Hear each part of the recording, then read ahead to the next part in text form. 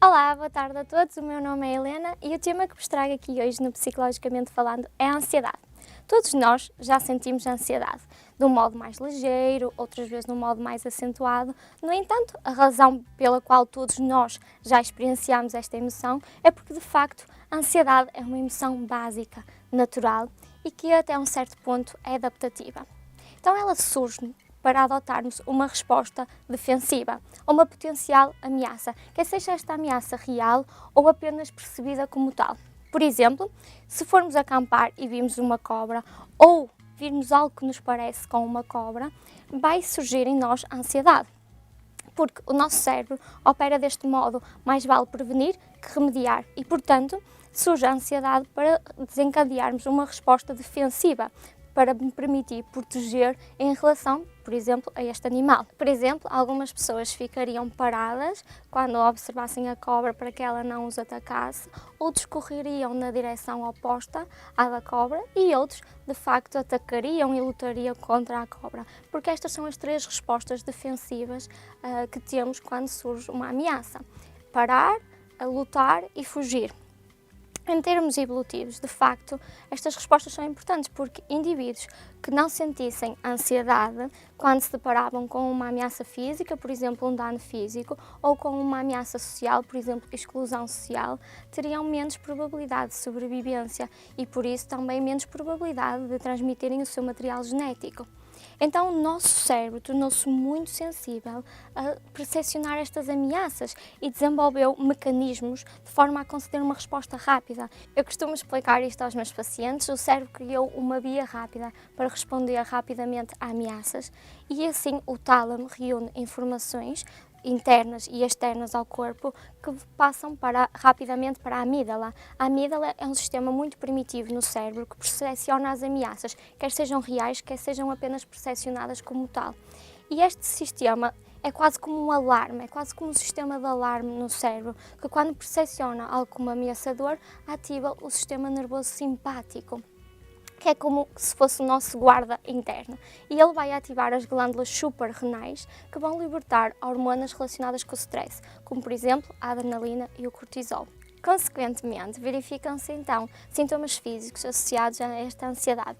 Estes podem variar de pessoa para pessoa, no entanto, o mais frequente é existir taquicardia, que, ou seja, é o coração que bate mais depressa que o habitual, a respiração começa a ficar mais superficial e mais rápida, e podem existir mesmo tonturas devido a esta respiração que é muito mais rápida e superficial, pode existir tensão muscular e, ao mesmo tempo, muitos pacientes referem que têm muitos suores e um aumento da temperatura corporal. Se pensarmos bem, estes são os sintomas que temos, por exemplo, quando estamos a correr e, de facto, o corpo está a preparar-se para desencadear uma resposta de luta ou de fuga. Também há pacientes que se queixam de tremores, de náuseas, dores de barriga, frequentemente alterações do trânsito intestinal, por vezes verifica-se quer diarreia, quer obstipação. Há pessoas que se queixam de micção frequente, ou seja, urinar com mais frequência, fadiga física e mesmo até mental. A fadiga física porque os músculos estão tensos durante muito tempo e, além disso, mental porque a nossa mente torna-se demasiado atenta a qualquer sinais de perigo, então torna-se hipervigilante e isto acaba por cansar mais também.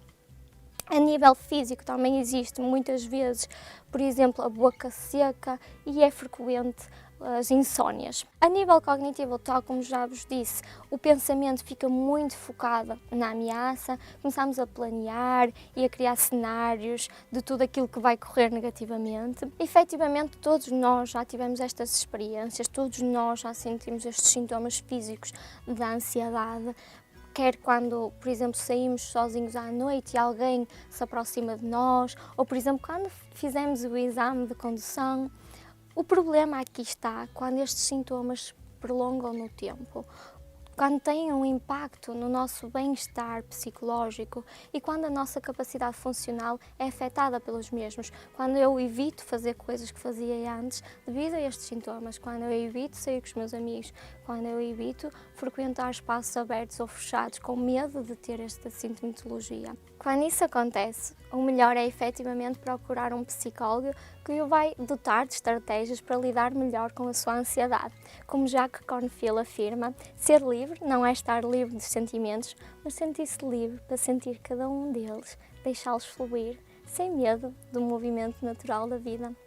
Por hoje é tudo, o meu nome é Helena e até para a semana, aqui no Psicologicamente Falando.